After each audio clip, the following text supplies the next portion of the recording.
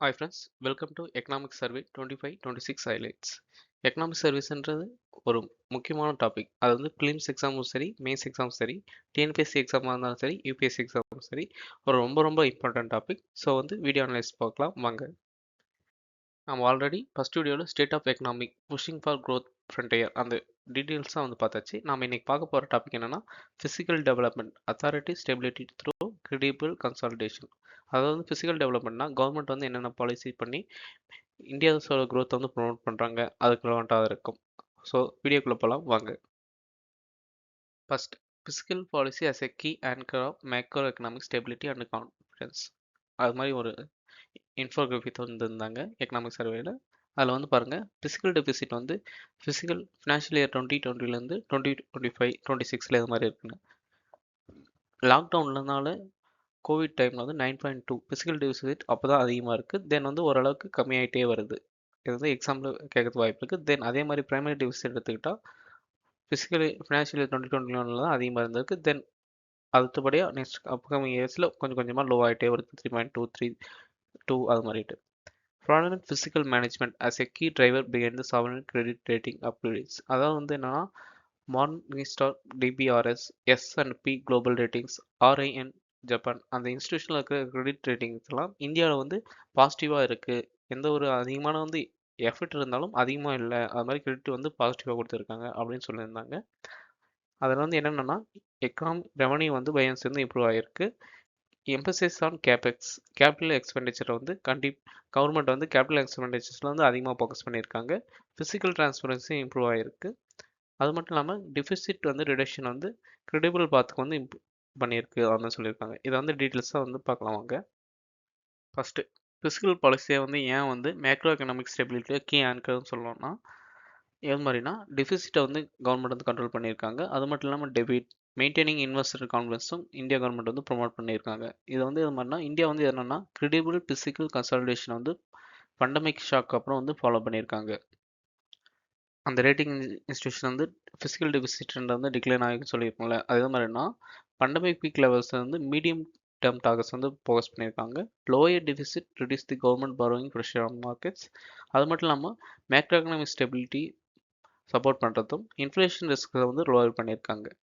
Falling primary deficit நம்ம பார்த்தோம்ல, red colour இதில் வந்து 3.2 அது மாதிரி வந்து டிக்ரீஸ் ஆகிருக்குன்னு. ஃபஸ்ட்டு பிரைமரி டெபிசிட்னா என்னென்னா ஃபிசிக்கல் டெபிசிட்லேருந்து இன்ட்ரெஸ்ட் பேமெண்ட்டை வந்து மைனஸ் பண்ணிட்டா அதுதான் பிரைமரி டெபிசிட். அந்த பிரைமரி டெபிசிட் வந்து கம்மியாக இருக்குது அப்படின்னா வந்து இந்தியா கவர்மெண்ட் வந்து கடன் வந்து லோவாக வந்து ஓரளவுக்கு கம்மி பண்ணியிருக்காங்க. ஃபிசிக்கல் டெபிசிட்னு எடுத்துக்கலாம். இதனால் வந்து ஃபிசிக்கல் ஹெல்த் வந்து இம்ப்ரூவ் ஆகிக்கணும் பண்ணிக்கலாம். அட்ஜஸ்ட் மட்டும் இல்லை, அக்கௌண்ட் மட்டும் இல்லாமல் ஃபிசிக்கல் ஹெல்த்தை வந்து கவர்மெண்ட் வந்து ஓவராலாக வந்து குட்டாக வந்து இம்ப்ரூவ் பண்ணியிருக்காங்க. இதில் வந்து எக்ஸ்பெண்டிச்சரை வந்து கண்ட்ரோல் பண்ணுறது மட்டும் இல்லாமல் ரெவன்யூ வந்து ஜென்ரேஷன் வந்து இம்ப்ரூவ் பண்ணுறதுக்காக நம்ம வந்து அவுட்புட்டாக வந்து எடுத்துக்கலாம் கண்டிப்பாக. எது மாதிரி ரெவன்யூ வந்து இன்க்ரீஸ் ஆகிருக்குன்னு பார்க்கலாமா. ஜிஎஸ்டி தான் ஒரு இம்பார்ட்டன்ட் சோர்ஸ். அது வந்து ஓவராலாக எல்லா இயரும் வந்து 1.1 lakh crore வந்து கன்சிஸ்டாக வந்து கலெக்ஷன் ஆகிட்டு இருக்கு பெர் மந்த். அது மாதிரி டைரக்ட் டேக்ஸ் கலெக்ஷனும் வந்து ரைஸ் ஆகிருக்கு. எதுக்குன்னா டிஜிட்டல் பேமெண்ட் சிஸ்டம் வந்து அதிகமாக இருக்குல்ல, அதனால் வந்து கரெக்டாக வந்து ட்ரான்ஸ்ஃபர் அதெல்லாம் மானிட்டர் பண்ண முடியுது. டேக்ஸ் பேமெண்ட்டும் வந்து கரெக்டாக வந்து மானிட்டர் பண்ணியிருக்காங்க. ஹையர் ரெவன்யூ வந்து என்னென்னா ஓவராலாக வந்து டெபிசிட்டை வந்து ரெடக்ஷன் பண்ணது மட்டும் இல்லாமல் டெவலப்மெண்ட்டுக்கும் வந்து அதிகமாக ஸ்பெண்ட் பண்ணுறதுக்கு ஹெல்ப்ஃபுல்லாக இருந்துச்சு. அது மாதிரி வந்து எக்கனாமிக் சர்வேல சொல்லியிருக்காங்க. கண்டினியூ எம்பசிஸ் ஆன் கேபெக்ஸ் அதை பார்த்தோம்ல, அதை டீட்டெயிலாக பார்க்கலாம் வாங்க. அதாவது வந்து கேபெக்ஸ்னால் கேபிட்டல் எக்ஸ்பெண்டிச்சர். கவர்மெண்ட் வந்து கேபெக்ஸ் வந்து ப்ரையாரிட்டைஸ் பண்ணியிருக்காங்க. அதாவது வந்து ரோட், ரயில்வே, டிஃபென்ஸ், லாஜிஸ்டிக் இந்த செக்டரில் வந்து அதிகமாக இன்வெஸ்ட் பண்ணுறாங்க. அதுதான் மீனிங். இது வந்து ஹையர் மல்டிபிளை எஃபெக்டை வந்து கொடுக்கும். அதாவது ரெவன்யூ எக்ஸ்பெண்டிச்சரோட, அதாவது ஷார்ட் டேர்மோட லாங் டேர்முக்கு வந்து இது வந்து மோர் பெனிஃபிட்டாக இருக்குன்றாங்க. அதாவது இது என்னன்னா இப்போ ரோடு வந்து போடுறோமா, அதனால் வந்து இன்ஃப்ராஸ்ட்ரக்சர் வந்து க்ரோத் ஆகுமா, அதனால் வந்து வெஹிக்கிள்ஸ் டிரான்ஸ்போர்ட் அதிகமாக ஆகும். அதனால் வந்து ஃபினான்ஷியலாகவும் சரி எக்கனாமிக்கும் சரி க்ரோத் வந்து இது பண்ணுமா, அதனால் மக்களோட வெல்ஃபேரும் வந்து இன்க்ரீஸ் ஆகுமா. அது மாதிரி ஓவராலாக வந்து கேபிட்டல் எக்ஸ்பெண்டிச்சர் வந்து ரெவன்யூ எக்ஸ்பெண்டிச்சர் ஷார்ட் டேர்ம் இல்லாமல் கேபிட்டல் எக்ஸ்பெண்டிச்சர் கவர்மெண்ட் பண்ணியிருக்காங்க. அது மாதிரி எக்கனாமிக் சர்வேல வந்து சொல்லியிருக்காங்க. ஃபிசிக்கல் டிரான்ஸ்பரன்சி இம்ப்ரூவ் ஆகிருக்கு. அந்த பாயிண்ட் பார்த்தோம்ல, அது வந்து டீட்டெயிலாக பார்க்கலாம். அது வந்து எது ஆச்சுன்னா பட்ஜெட் ரிப்போர்ட்டிங் வந்து பெட்டராக இருக்குது. ஆஃப் பட்ஜெட் பரோயிங் வந்து டிஸ்க்ளோஸர் வந்து மெயின்டைன் பண்ணியிருக்காங்க. அது வந்து digital system BMS for expenditure tracking கரெக்டாக வந்து எது மாதிரி டேக்ஸ் பே பண்ணுறாங்களா அது வந்து பண்ணுறதுனால ஃபிசிக்கல் டிரான்ஸ்பரன்சி இம்ப்ரூவ் ஆகிருக்கு. இதனால் வந்து க்ரெடிபிலிட்டியும் வந்து இன்க்ரீஸ் ஆகிருக்கு. அது மூலம் வந்து இது மாதிரி டிரான்ஸ்பரன்சியாக இருக்கிறதுனால வந்து குளோபல் லெவலில் வந்து இன்வெஸ்டர்ஸ் வந்து அதிகமாக இன்வெஸ்ட் பண்ணுறாங்க. ரேட்டிங் ஏஜென்சி வந்து பாசிட்டிவ் ஃபீட்பேக் வந்திருக்காங்க. கிரெடிட் ரேட்டிங் கான்ஃபிடன்ஸ் நம்ம ஏற்கனவே சொன்னது தான். இதனால் வந்து இந்தியாவோட பர்ரோவிங் லெவல் வந்து லோயர் காஸ்ட்டாக வந்து குளோபலும் ஹெல்ப்ஃபுல்லாக இருக்குது. ஓவராலாக எடுத்துக்கிட்டால் physical discipline growth oriented spending இருக்கிறதுனால மேக்ரோ எக்கனாமிக் வந்து ஸ்டேபிளாக இருக்குது. இதனால் வந்து இன்வெஸ்டர்ஸ் ட்ரஸ்ட் வந்து பில்ட் ஆகிருக்கு. கரன்சி வந்து ஓரளவுக்கு ஸ்டெபிலிட்டியாக இருக்குது அப்படின்னு சொல்லியிருக்காங்க. ஆனால் வந்து நம்ம நியூஸில் பார்த்தீங்கன்னா வச்சுக்கோங்க, யூஎஸ் டாலர் வந்து இந்தியன் எக்கனாமி ரொம்ப ரொம்ப வெஸ்டர்ன் போயிட்டு இருக்கு. அதாவது 90 ருபீஸ்க்கு மேலே போயிட்டு இருக்கு. அது மாதிரி வருது. அது இன்னும் தான் தெரியல. அதனால் வந்து ஓவராலாக பார்த்தா லாங் டர்ம் டெவலப்மெண்ட் இருக்குது அப்படின்னு எக்கனாமிக் சர்வேல ப்ராஜெக்ட் பண்ணியிருக்காங்க. நெக்ஸ்ட் எக்கனாமிக் சர்வேல கொடுத்த இன்ஃபோகிராஃபி என்னன்னா sustained revenue buoyancy and broadening the direct tax base அது மாதிரி இருக்காங்க. ஸ்ட்ராங் growth மூமெண்டம் வந்து இருக்குது. எதனாலனா tax policy and administrative reforms அது வந்து ஹெல்ப் பண்ணியிருக்குன்றாங்க. இதனால் வந்து அது மட்டும் இல்லாமல் டைரக்ட் டேக்ஸோட ஷேர் வந்து இன்க்ரீஸ் ஆகிருக்குன்றாங்க. அதுனா டைரக்ட் டேக்ஸ் வந்து க்ரீன் கலரா அப்படின்னா 52 pre pandemic average direct tax வந்து 52 கவுண்ட் பண்ணிக்குது. அதே ஃபினான்ஷியல் 2025 எடுத்துக்கிட்டோம்னா டைரக்ட் டேக்ஸ் வந்து 59% இருக்குது. இன்டைரக்ட் டேக்ஸ் வந்து 48% வந்து 41% தான் ரெடியூஸ் ஆகிருக்கு. இது வந்து எக்ஸாமில் கேட்கறதும் வாய்ப்பு இருக்குது. அதை பார்த்துக்கோங்க. அது மட்டும் இல்லாமல் ரெவன்யூ ஜிடிபி வந்து ப்ரீ பேண்டமிக் லெவல் ஃபினான்ஷியல் 16-20 இப்போ வந்து போஸ்ட் பேண்டமிக் கம்பேர் பண்ணும்போது எவ்வளோ இன்க்ரீஸ் ஆகிருக்குன்னா ரெவன்யூ வந்து 8.5 வந்து 9.1 ஆகும். அதே gross tax revenue GDP ratio வந்து 10.8லேருந்து 11.5 ஆகும். நான் corporate tax collection for GDP வந்து 2.4லேருந்து 3.3 ஆகும் இன்க்ரீஸ் ஆகிருக்கு. இன்கம் டேக்ஸ் ரேஷன் வந்து ஓவராலாக பில் பண்ணுறது வந்து 2021-24 கம்பேர் பண்ணும்போது 6.9 crore 9.2 crore இன்க்ரீஸ் ஆயிருக்கு.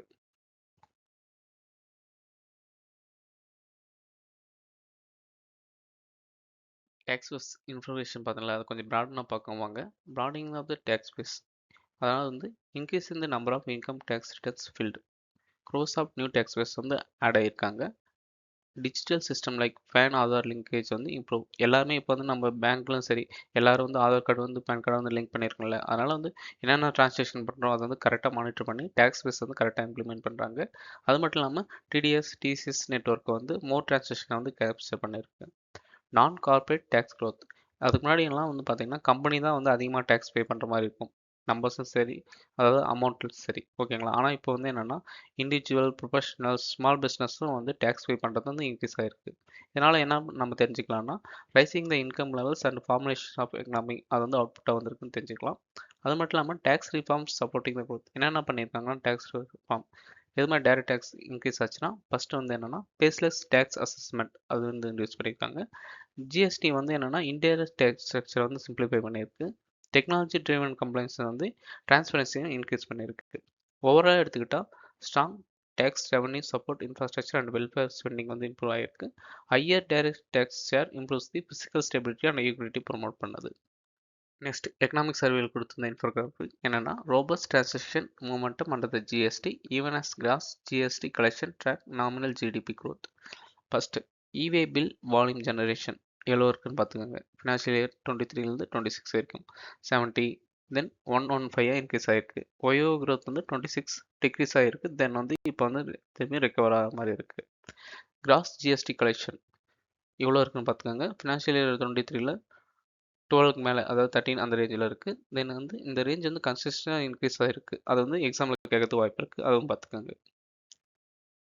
நம்ம வந்து ஜிஎஸ்டி இன்க்ரீஸ் ஆகிக்கணும் இப்போ இன்ஃபோ பார்த்தோம்னா அதை கொஞ்சம் டீட்டெயிலாக பார்த்துக்கலாம். அதுக்கு வந்து ரீசன் என்ன rising e-way bills source higher movement of goods and stronger economic activity.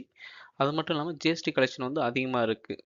இதனால் வந்து ஸ்டேபிள் கன்சப்ஷன் அண்ட் ட்ரேட் அதிகமாக இருக்குன்னு நம்ம எடுத்துக்கலாமா. ஏன்னா ஜிஎஸ்டின்றது இன்டைரக்ட் கலெக்ஷனாக அதனால் வந்து மக்கள் பேசிக் பாமர மக்களும் வந்து யூஸ் பண்ணுறதுனால ஓரளவுக்கு ஸ்டேபிளான கன்சப்ஷன் இருக்குன்னு சொல்லிக்கலாம். அது மட்டும் இல்லாமல் GST revenues growth moves in life nominal GDP growth. GST revenue கலெக்ஷனும் நாமினல் ஜிடிபி growth அதாவது வந்து ஓவராலாக வந்து நாமினல் ஜிடிபி growthனா என்னது 1 இயரில் அதாவது நார்மலாக நம்ம எவ்வளோ ஸ்பெண்ட் பண்ணுறோம் ஜிடிபி வந்து எவ்வளோ கலெக்ட் ஆகுது அதில் வந்துட்டாங்க. ஸோ வந்து ஈக்குவலாக போகுது அது மாதிரி சொல்லியிருக்காங்க. டிஜிட்டல் டூல்ஸ் லைக் இன்வாய்சிங் இவே பில்ஸ் வந்து என்னென்னா டேக்ஸ் இன்வேஷன் அதாவது வந்து ஒரு சிலர் டேக்ஸ் பே பண்ணாமல் நிறைய வந்து மெத்தட் வந்து யூஸ் பண்ணியிருப்பாங்களே அதை வந்து இன்வாய்சிங் இவே பில்ஸ் இதெல்லாம் வந்து டேக்ஸ் அது மாதிரி இவேஷன் பண்ணுறதை வந்து ப்ரிவென்ட் பண்ணி சொல்லியிருக்காங்க. ஓவரால் என்னென்னா ஃபார்மல் இந்தியன் எக்கனாமி வந்து குரோ ஆகிருக்கு. ஸ்ட்ராங்கர் இந்தியன் கவர்மெண்ட்டுக்கு ரெவன்யூ கிடச்சிட்டு இருக்கு அது மாதிரி எக்கனாமிக் சர்வேல மென்ஷன் பண்ணியிருக்கு. யூனிட் 2ல இதுதான் லாஸ்ட் இன்ஃபோகிராஃப் கொடுத்துருந்தது. அதில் வந்து முக்கியமானது ஜிஎஸ்டி 2.0 ரீஃபார்ம்ஸ் அண்ட் இன்ஃபெட். இது வந்து இந்த டைமில் வந்து ப்ரிலிம்ஸ் எக்ஸாமும் நம்ம வந்து கண்டிப்பாக எக்ஸ்பெக்ட் பண்ணலாம்.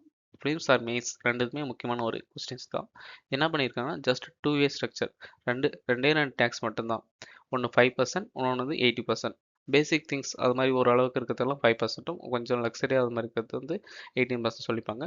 ஓவராலாக வந்து அதாவது ரொம்ப ரொம்ப காஸ்ட்லியாக இருந்தால் மட்டும்தான் 40%. டிமெரிட் ஆர் சின் கூட்ஸ் அது மாதிரி வந்து இன்க்ளூஷன் ஆஃப் செஸ்ஸும் கொடுத்து 40% அது பண்ணுவாங்க. ஜஸ்ட் 2 ரேட்னா 5%, 80% ஞாபகம்.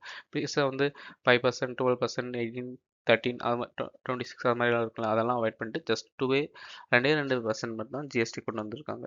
இதனால் ஒரு சில எக்ஸ்பர்ட் சேனல்ஸ் இம்பேக்ட் எக்ஸ்பெக்ட் பண்ணுறாங்க. என்னென்னா கன்சூம்ஷன் வந்து அதிகமாகன்றாங்க. ஏன்னா வந்து 2 டேக்ஸ் இருக்குல்ல, அதனால் simplified companies support household consumption tax base வந்து வைடராக ஆகிறதுக்கு இது பண்ணியிருக்காங்க. அதே மேனுஃபேக்சர் அண்ட் ட்ரேட் எடுத்துக்கிட்டால் மேனுஃபேக்சர் வந்து பூஸ்ட் பண்ணும், ட்ரேட் வந்து enhance capitals, encourage small business to formalise அது மாதிரி எக்ஸ்பெக்ட் பண்ணலாம். ஸ்ட்ரக்சரல் ரிஃபார்ம்ஸ் வந்து resolve inverted duty structure, improve working capital இதெல்லாம் எக்ஸ்பெக்ட் பண்ணலாம். Then, central effective capex to GDP scale up from pre-pandemic average 2.7 to 4% வந்து increase ஆயிருக்கு. இதை ஞாபகம் வச்சுக்கோங்க, எக்ஸாம்பிள் எக்ஸ்பெக்ட் பண்ணலாம். Then centres SIC successfully incentives stays to maintain capex 2.4% of GDP. Okay friends, இந்த video ஹெல்ப்ஃபுல்லாக இருக்குன்னு நினைக்கிறேன். நாளைக்கு வந்து தேர்ட் யூனிட்டோட மீட் பண்ணலாம். Bye friends.